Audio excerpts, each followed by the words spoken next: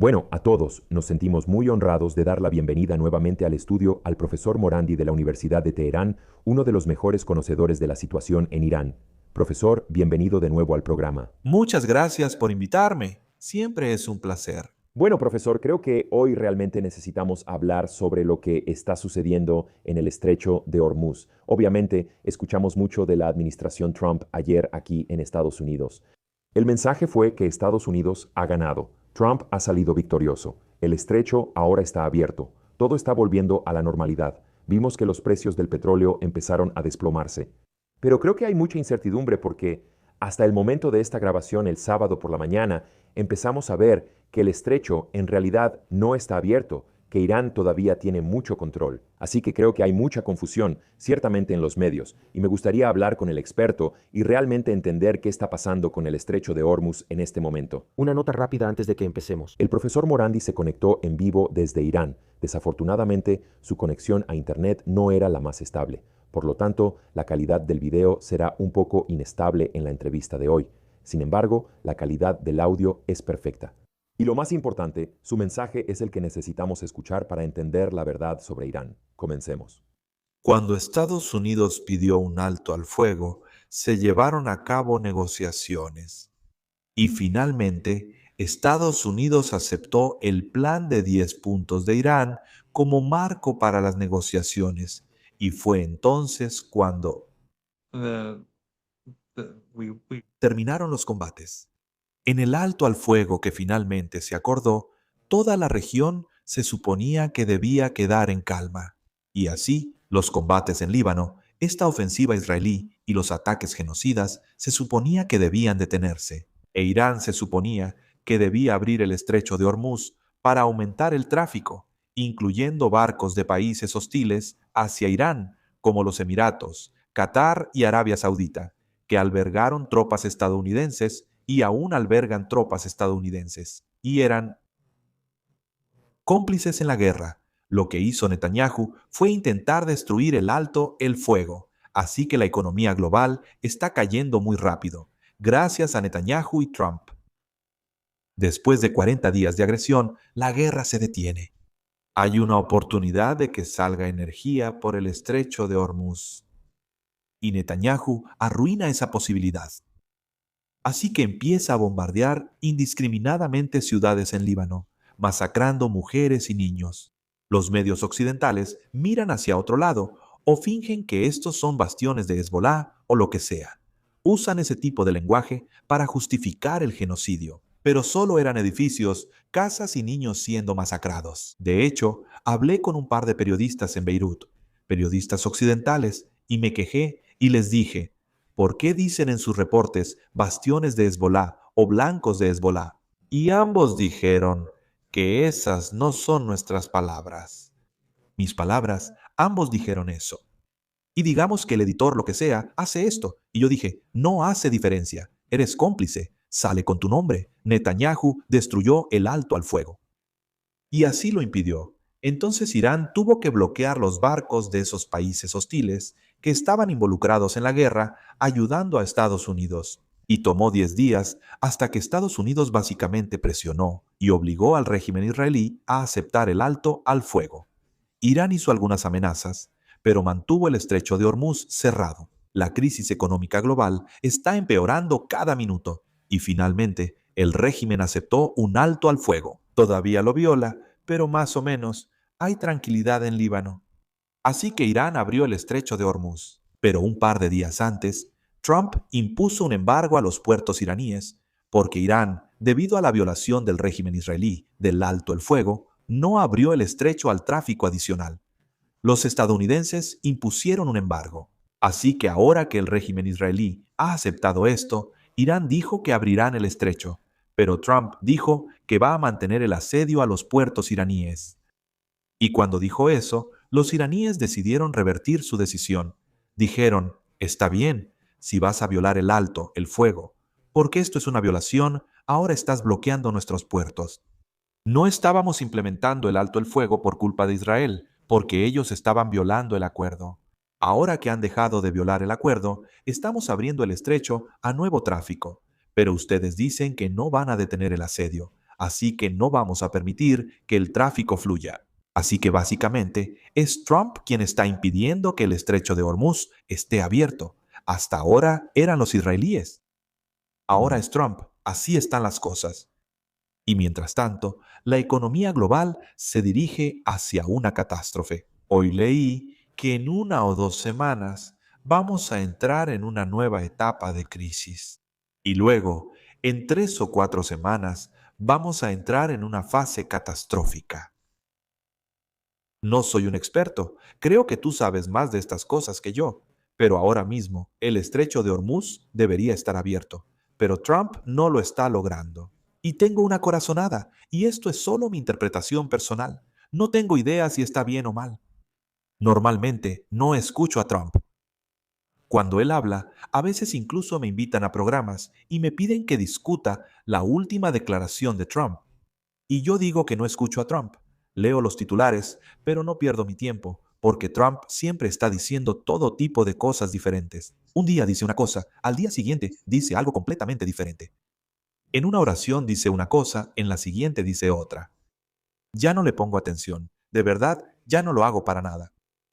Como mucho, solo reviso los titulares. Pero estos tweets me parecieron interesantes en el sentido de que podría haber una lógica detrás de ellos. Puede que no haya una lógica, puede que solo sea Trump siendo Trump. Pero podría haber una lógica. Y esa lógica podría ser que Trump quiere justificar otra guerra. Así que puede estar diciendo que Irán hizo esto, Irán aceptó aquello, Irán aceptó A, B, C, D, E y F. Básicamente, los tweets, lo que decían los tweets ayer, rendición absoluta. Fue, ya sabes, una capitulación total basada en los tweets de Trump.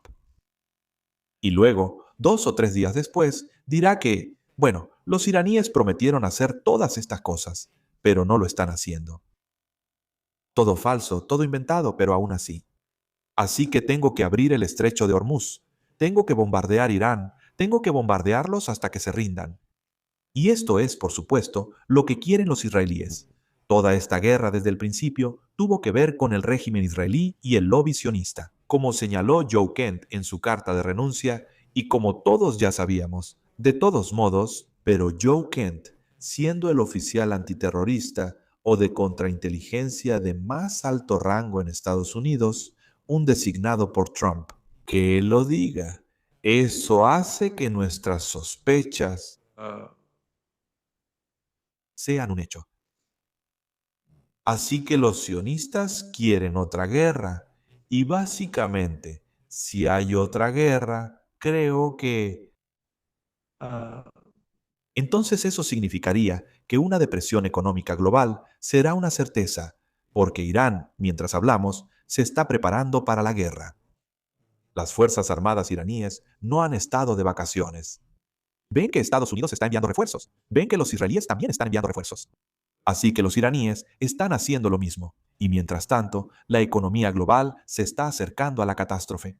Y si Estados Unidos ataca, creo que los iraníes les permitirán tomar algo de territorio y los enfrentarán en las contraofensivas y los atacarán con misiles y drones. Y empezarán a destruir petroleros. Y mientras Estados Unidos ataca objetivos iraníes, Irán atacará al régimen israelí y a estas dictaduras familiares árabes en el Golfo Pérsico que son totalmente cómplices en esta guerra. La única diferencia, sin embargo, es que ya estamos en crisis y la destrucción de estas instalaciones de petróleo y gas básicamente sellará el destino de la economía global por un lado. Pero además, el Golfo Pérsico está entrando en la temporada de calor. ¿Y sabes lo que eso significa? La humedad y el calor en estos países se volverán intolerables sin electricidad y con la infraestructura dañada. Si Estados Unidos empieza a atacar la infraestructura crítica de Irán, Irán va a tomar represalias porque todos estos países son cómplices. Dentro de un mes, en un mes más o menos, empezará a volverse intolerable. Quiero decir, la gente no podrá soportar el calor. Y así, literalmente, verás a millones de personas durante la noche huyendo por la península arábiga en sus autos, dejando la región. Creo que todas las regiones, todos los regímenes colapsarían. Y así que cuando colapsen, eso significa que es el final. Eso significa que ya no habrá más petróleo, gas, fertilizantes, petroquímicos o helio de esta región por quizá años. ¿Quién sabe? Así que si esta interpretación mía es correcta, y no tengo idea si lo es, entonces creo que deberíamos esperar un ataque estadounidense en cualquier momento. Incluso podría ser antes de que termine el alto al fuego, porque Estados Unidos no tiene ningún tipo de brújula moral. Quiero decir, estamos negociando y antes de la guerra de 12 días, y Estados Unidos estaba conspirando en secreto para atacarnos junto con el régimen israelí. Antes de esta guerra, estábamos negociando y Estados Unidos, aunque había avances, estaba planeando y finalmente llevó a cabo una guerra contra Irán. Así que no hay razón para creer que mientras estamos negociando o en medio de un alto al fuego, Estados Unidos no atacará a Irán. Sí, gracias por esa introducción, profesor. Y creo que lo interesante que también debemos notar es que suele haber muchas noticias positivas sobre Donald Trump casi todos los viernes por la noche. Obviamente es cuando cierra la bolsa, ¿sabes? Hubo otro inversionista que ganó cientos de millones de dólares apostando en contra del petróleo justo antes de este anuncio. Pero ahora es fin de semana y tenemos videos de Donald Trump diciendo que, ya sabes, existe la posibilidad de que vayamos a bombardear Irán de nuevo. Así que creo que tu predicción aquí es bastante precisa. Creo que para muchas personas se dan cuenta de que esta guerra no ha terminado, pero que probablemente se está preparando para cambiar a otra fase, lo que finalmente podría significar otro ataque por parte de Estados Unidos. Pero sí quiero hacer una pregunta. Mencionaste Líbano y creo que es importante hablar de eso porque estaba escuchando a Robert Pape, quien es profesor de la Universidad de Chicago. Él dijo algo muy interesante sobre el alto al fuego. Dice que la tregua entre Israel y Líbano no es solo un alto al fuego, es una señal para el futuro. Por primera vez en décadas, Estados Unidos está restringiendo activamente al ejército israelí en medio de una guerra, y eso no sucede sin un cambio importante en el poder. Básicamente está haciendo alusión al hecho de que Irán tiene influencia aquí, porque esa era obviamente una de las demandas de Irán, que los ataques en Líbano se detuvieran. ¿Puedes hablar un poco más sobre la posición de Irán ahora? Los iraníes sienten que han ganado algo de influencia en esto, que han podido mostrarle al mundo que de hecho pueden tener un punto de estrangulamiento crítico en la economía mundial y que definitivamente van a tener algo que decir sobre cómo se desarrollan las cosas en el futuro. Sí, creo que Irán ha sorprendido a personas en todo el mundo. Muchos no esperaban que Irán se desempeñara tan extraordinariamente bien defendiendo su país en el campo de batalla y que la gente en las calles mantuviera el país estable, tranquilo y en paz. No hubo prisa por ir a las gasolineras. No hubo prisa por comprar pan, ni por ir a los supermercados, ni nada por el estilo. Incluso durante los primeros días de la guerra, después de que el ayatolá Jamenei fue martirizado. Así que hay mucha sorpresa. E incluso diplomáticos que me han contactado o analistas de alto nivel, algunos de los cuales conocerías, han hablado conmigo y han expresado su sorpresa. Muchas personas en Irán no se sorprendieron. Muchos sí se sorprendieron, pero muchos de nosotros, creo, pensamos que así es como iba a suceder. Yo diría que Irán en realidad lo hizo mejor de lo que esperaba, pero estaba seguro de que Irán tendría éxito. Pero lo que ha pasado es que el estrecho de Hormuz, Irán nunca tuvo la intención de tomar el control del estrecho de Hormuz. Y fue solo por lo que los regímenes árabes en el Golfo Pérsico y Estados Unidos le hicieron a Irán que Irán tomó esta decisión. Y eso cambia el equilibrio de poder en la región. Le da a Irán y a sus aliados mucho poder extra. Mejora sus capacidades y debilita a los adversarios de Irán, ya sea Trump, Netanyahu, el régimen israelí o sus aliados que actúan en su nombre. Así que creo que Estados Unidos, el mundo se está volviendo en contra de Israel, del régimen israelí, en todo el mundo. Esto ha estado ocurriendo durante 2 años y medio. Y ahora es despreciado más o menos, incluso en lugares donde al principio era diferente como en lugares que eran la excepción a la regla, como en la India. Por lo que escucho de la India, el régimen israelí está perdiendo terreno de manera significativa. Así que la gente ha llegado a despreciarlo. Y luego la gente ve que la mayor agresión del régimen israelí contra Irán les está causando problemas. Está llevando a sus países, de nuevo, a una situación como la de la India. El gobierno indio bajo Modi ha sido muy amigable con este régimen. Y aún así, la guerra que imponen a Irán está teniendo un impacto muy negativo en la India, y esto es solo la punta del iceberg. No estamos viendo lo que va a pasar. Lo que está sucediendo es mucho peor de lo que ya es visible para nosotros. Así que Netanyahu y los israelíes no se preocupan por la India ni por el pueblo indio. Y así, a medida que la situación empeore, la gente se va a enojar más con Trump, Netanyahu y el sionismo. Así que, en Estados Unidos, la gente se está volviendo en contra del régimen israelí, según las encuestas. Pero también, y este es el punto al que quiero llegar, pero también lo que pienso, lo que creo que los iraníes están haciendo, es que al ejercer presión económica sobre Estados Unidos, está generando una pregunta en Estados Unidos sobre hasta dónde llegará Estados Unidos y seguirá poniendo a Israel primero y a Estados Unidos en último lugar. ¿Y qué tan mal tiene que ponerse antes de que las élites en Estados Unidos, ya sea que estén capturadas, comprometidas, sobornadas, lo que sea, o una combinación, Epstein y demás, lo que sea, tengan que empezar a decir, no, no, no, aquí tenemos que cuidar a Estados Unidos, las cosas se van a poner mal? Si no hacemos algo, esto va a terminar mal para Estados Unidos. Esto es lo que Irán quiere. Irán quiere ver que Estados Unidos priorice sus propios intereses. Y entonces, alto el fuego. Y puede que me equivoque, pero creo, y no estoy diciendo que haya un cambio radical en las relaciones entre Estados Unidos e Israel. Creo que las posibilidades de guerra son altas, y creo que Estados Unidos podría atacar a Irán pronto. Y lo harán junto con el régimen israelí, y sería por el bien del régimen israelí. Pero creo que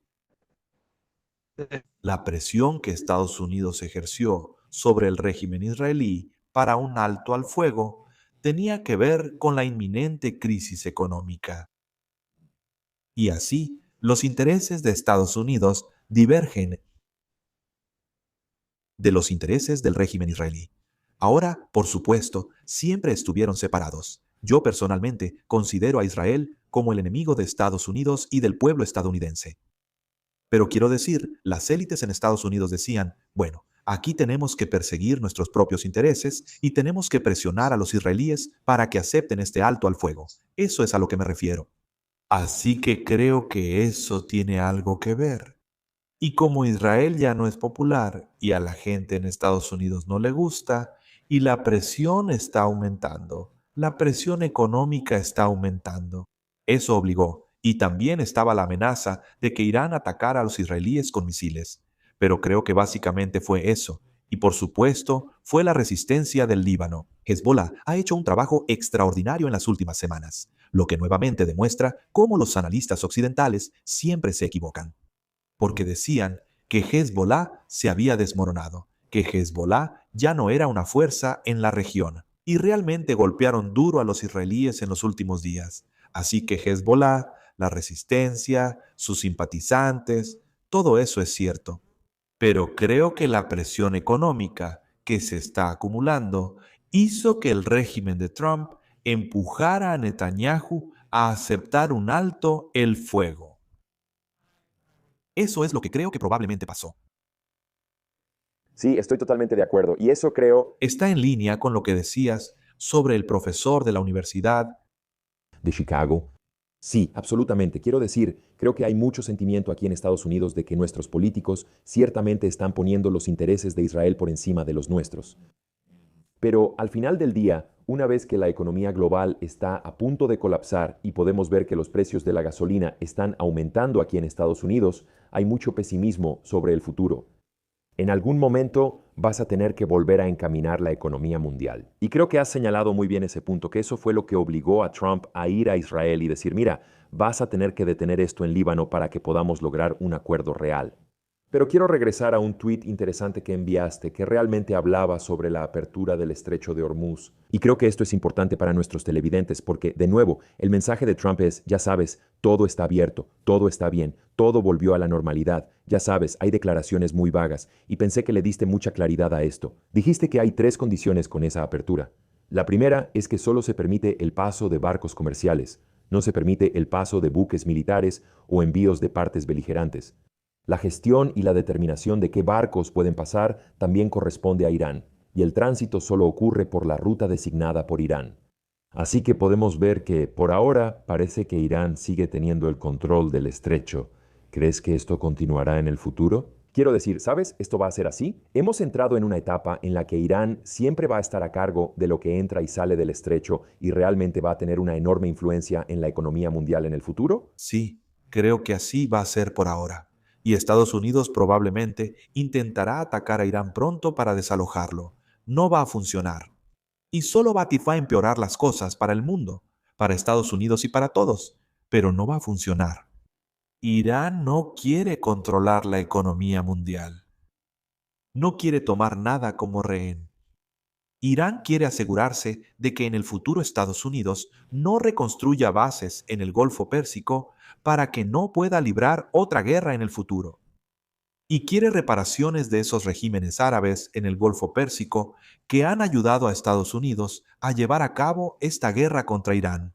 Y si hay una nueva guerra, eso va a aumentar sus costos porque la guerra solo puede llevarse a cabo a través de su territorio. Si Estados Unidos no pudiera usar el territorio de estos regímenes en el Golfo Pérsico, no podrían librar esta guerra. Tanto la guerra de los 40 días como la continuación de la guerra del Ramadán, ya sea una nueva guerra o la misma guerra, fase 2, no importa.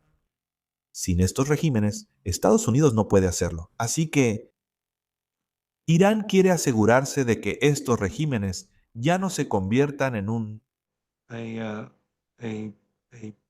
punto de apoyo para que el ejército estadounidense lance operaciones contra Irán. Profesor, quiero preguntarle sobre el futuro de Irán, porque mucha gente aquí en Estados Unidos y ciertamente nuestros medios, el mensaje aquí es que los iraníes están desesperados por un acuerdo. Su economía local no puede estar al borde del colapso. Por ejemplo, si no pueden exportar este petróleo, entonces las refinerías van a estar por encima de su capacidad. Básicamente, Irán está tan desesperado como Estados Unidos por un acuerdo. Me gustaría conocer su perspectiva sobre eso. ¿Esto es algo que Irán busca como una solución a corto plazo o están preparados para realmente ir hasta el final y continuar esta lucha tanto tiempo como sea necesario? O Irán irá hasta el final. No, no hay duda de eso. De hecho, Irán preferiría, y lo he dicho en otros lugares. Puede que ya te lo haya dicho antes, Irán preferiría que esta guerra durara más tiempo. Y los estadounidenses, después de 10 días, estaban enviando mensajes para lograr un alto al fuego, y los iraníes no estaban interesados. Y solo, ya sabes, cuando los estadounidenses aceptaron el plan iraní de 10 puntos, que es un plan muy realista, pero el imperio estadounidense no acepta la justicia. Pero Irán quiere que esto termine de una vez por todas, para que Estados Unidos, para que Trump se tope con una pared, de modo que en el futuro ningún presidente estadounidense vuelva a pensar en atacar a Irán. Así que ahora mismo Irán está preparado para otra guerra. Y han estado preparándose día y noche durante los últimos 10 días desde el alto al fuego. Y están preparados para una guerra terrestre. Y probablemente permitirán que los estadounidenses tomen algo de territorio y luego empezarán a atacarlos durante semanas y meses hasta que se vean obligados a irse. Pero Irán, tienes que tener en cuenta que Irán ha pasado años sin exportar petróleo bajo sanciones de máxima presión. Y así que la economía iraní, en gran medida, ya sabes, ha sobrevivido en el pasado sin petróleo. Y estamos en estado de guerra y la gente va a aceptar esto. No espero que la guerra dure demasiado, pero creo que probablemente tomará al menos unas semanas, si no unos meses. Y los iraníes han ganado mucho dinero en los últimos meses. Porque desde que las Fuerzas Armadas de Estados Unidos empezó a aumentar su presencia, los precios del petróleo han subido. La producción de Irán ha aumentado. Irán tenía 200 millones de barriles de petróleo en buques tanque en alta mar. Al parecer, la mitad de eso ya se ha vendido. El resto probablemente se venderá en las próximas semanas. Y hasta hace 2 o 3 días estaban exportando mucho petróleo. No sé si los barcos están logrando pasar el bloqueo o no en este momento. Algunos dicen que sí, otros dicen que no. No lo sé. Probablemente lo sabremos en 1 o 2 días. Pero el punto es que Irán tiene el dinero para sostener su guerra. Y la infraestructura de Irán ha sido preparada para esta guerra. Las bases subterráneas de misiles, las bases de drones. Entonces, sí, creo que los Estados Unidos son mucho más vulnerables. Y creo que el tiempo no está del lado de Trump, porque la escasez de GNL, la escasez de petróleo, la escasez de helio, la escasez de fertilizantes, petroquímicos, están creciendo minuto a minuto, literalmente. Y según el cronograma que he leído, no queda mucho tiempo antes de la catástrofe. Ya se está poniendo mal, pero está destinado a ponerse muy mal, así que creo que será un fracaso. Creo que Trump es un apostador. Tal vez, ya sabes, él espera algún milagro, pero no veo. Veo que todo esto solo empeora y lleva a la destrucción total de estos grupos aliados al otro lado del Golfo Pérsico. Israel será golpeado. No veo ningún escenario en el que Estados Unidos tenga éxito. Pero, ya sabes, yo no soy quien toma las decisiones en Washington. Así que mi expectativa es que habrá guerra. Quizá estoy equivocado. Y quizá Trump vea la luz y reconozca que esto es una idea estúpida. Pero creo que la forma en que las cosas están avanzando y por el lenguaje que ha estado usando, diciendo que Irán ha capitulado, y creo que pronto dirá que, oh, han roto todas sus promesas. Y posiblemente así es como se desarrollarán las cosas. Correcto. Profesor, quiero preguntarle sobre uno de los temas más importantes. Usted sabe, cuando hablamos de Irán, es el uranio enriquecido. Y creo que esto es algo en lo que la administración de Trump ha sido muy clara. Sabe, dijeron que, de nuevo, el mensaje es muy confuso. Y creo que por eso existe la niebla de la guerra, ¿verdad? Muchas personas en Estados Unidos simplemente van a Twitter, ya sabe, solo creen en los titulares. Realmente no saben lo que está pasando. Quiero decir, hemos escuchado a Trump decir que Irán ha aceptado entregar todo su uranio enriquecido. Hemos escuchado otros reportes decir que no, que está muy profundo bajo tierra. ¿Qué piensa sobre el futuro del uranio y cree que Irán realmente va a renunciar a esto? ¿O cree que esto es algo que realmente van a conservar para el futuro con la aspiración de potencialmente desarrollar un arma nuclear para protegerse en el futuro? ¿Cuál es su opinión sobre la cuestión del uranio? No, Irán no tiene interés ni ha mostrado interés en un arma nuclear. Y si yo hubiera querido un arma nuclear, podría haberla tenido hace décadas. Quiero decir, creo que a estas alturas todos ven lo avanzado que está Irán tecnológicamente. Hemos tenido una guerra de 40 días con Estados Unidos y sus aliados y el régimen israelí, todos ellos juntos bajo la máxima presión impuesta por todo el occidente colectivo. E Irán ganó la guerra, así que este no es un país cualquiera, es un país poderoso, con estructuras políticas muy sofisticadas. Estructuras políticas y una sociedad avanzada con una población altamente educada. El programa nuclear de Irán ha sido pacífico. Y de nuevo, volviendo a Joe Kent, él dijo muy claramente que Irán no estaba desarrollando un arma nuclear. Así que lo que Trump básicamente le está exigiendo a Irán es que renuncie a su soberanía. Y eso no va a pasar. La revolución en Irán, la revolución islámica, hace 47 años, se trató de la soberanía. Se trató de independencia. Se trató de dignidad y honor. Y Trump no va a poder quitarle eso a Irán, especialmente cuando perdió la guerra. Así que no, o sea, Irán está más que dispuesto a encontrar una solución. Ya sabes, Vimos lo que pasó en el JCPOA. Irán ya no aceptará eso, pero estaría dispuesto a aceptar un escenario en el que, si Estados Unidos fuera sincero acerca de sus preocupaciones sobre el programa nuclear de Irán, usara esas preocupaciones. Pero de nuevo, volviendo a lo que dijo Joe Kent, lo que ha estado diciendo la inteligencia de Estados Unidos, lo que ha estado diciendo la Agencia Internacional de Energía Atómica, ellos han dicho que nunca ha habido ninguna prueba de que Irán haya estado buscando un arma nuclear. Y Tulsi Gabbard ha dicho lo mismo bajo juramento. Así que Irán está dispuesto a encontrar soluciones a los problemas, pero Irán no va a renunciar a su soberanía. Eso no va a ayudar. Profesor, ¿cuál es la mayor idea errónea que la mayoría de los estadounidenses tiene sobre Irán? La mayoría de las personas que escuchan este podcast son, de hecho, de Estados Unidos y Canadá, así que tenemos una gran audiencia norteamericana. ¿Qué mensaje que le gustaría transmitirles para que puedan entender mejor la situación? Bueno, hay poco tiempo para abordar los temas clave, y ya lo he dicho en otros lugares, hay un buen libro escrito por dos exfuncionarios de la Casa Blanca. Hay muy pocos buenos libros sobre Irán en Occidente. Pero hay un buen libro, no es que esté de acuerdo con todo lo que dice, pero es un buen libro escrito por dos exfuncionarios de la Casa Blanca llamado Going to Tehran. Y los autores son Flint Leverett y Hilary Van Leverett. Ellos trabajaron en la Casa Blanca bajo George W. Bush, y Flint Leverett renunció por la guerra de Irak.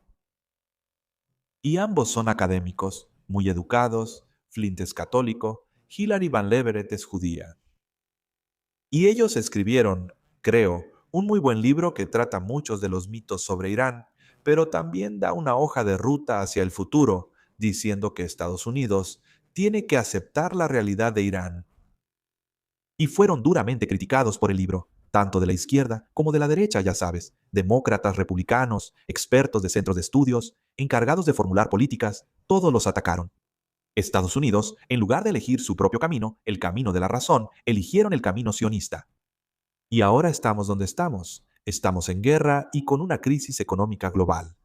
Si les hubieran hecho caso, probablemente tendríamos relaciones diplomáticas. Pero para tu generación más joven, diría, o para todos tus espectadores, les diría esto. 47 años de hostilidad hacia Irán. Irán apoya el terrorismo, viola los derechos humanos, quiere construir un arma nuclear, es un país malvado, todo eso. Veamos los últimos 2 años y medio. El único país que se opone activamente al genocidio en Gaza es Irán. Gaza es iraní, o sea, hablan. Quiero decir, son árabes, ni siquiera son nuestros vecinos. Y aún así, los iraníes hacen sacrificios por ellos. Todo el eje de la resistencia lo hace.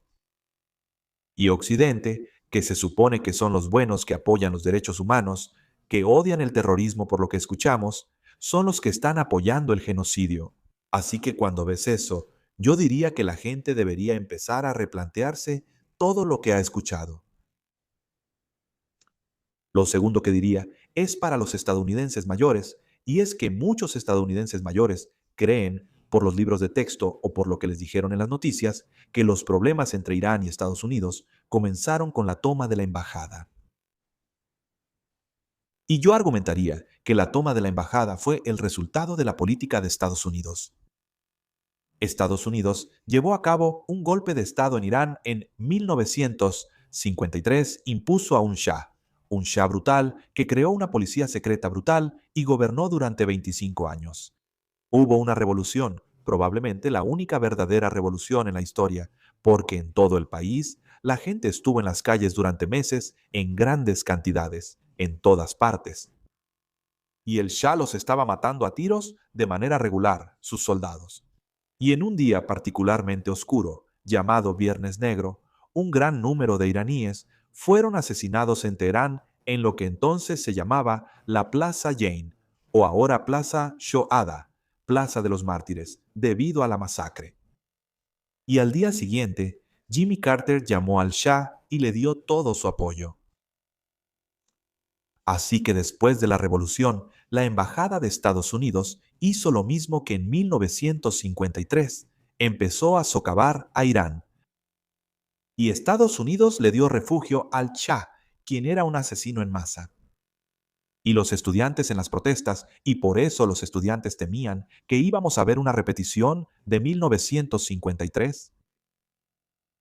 Así que tomaron la embajada y exigieron que Estados Unidos devolviera al Shah, este asesino en masa.